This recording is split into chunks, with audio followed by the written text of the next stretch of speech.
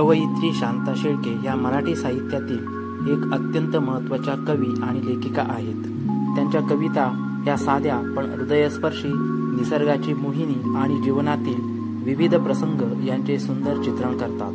त्यांच्या लेखनात पारंपरिक मराठी भाषेचा गोडवा आणि लोकजीवनाशी घट्ट जोडलेले शब्द येतात, जे त्यांच्या कविता अधिक आत्मीय बनवतात। आज आपण ऐकणार आहोत शांता शेळके यांची इथे ही मराठी कविता।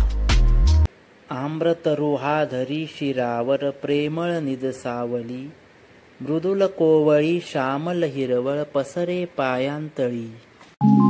आणिक पुढती झरा खळाळत खडकांतून चालला, साध्या भोळ्या गीतामध्ये आपुल्या नितरंगला।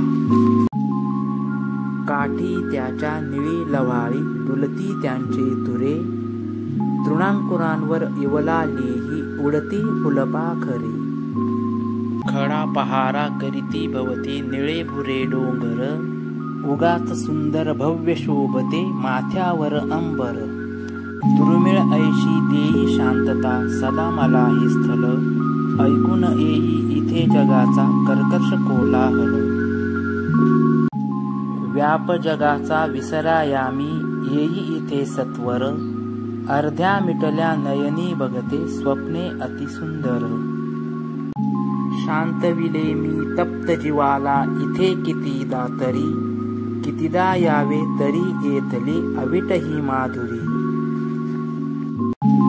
तर मित्रांनो, व्हिडिओ आवडला असल्यास नक्की लाईक करा, शेअर करा आणि माझ्या YouTube चॅनेलला सबस्क्राईब करा।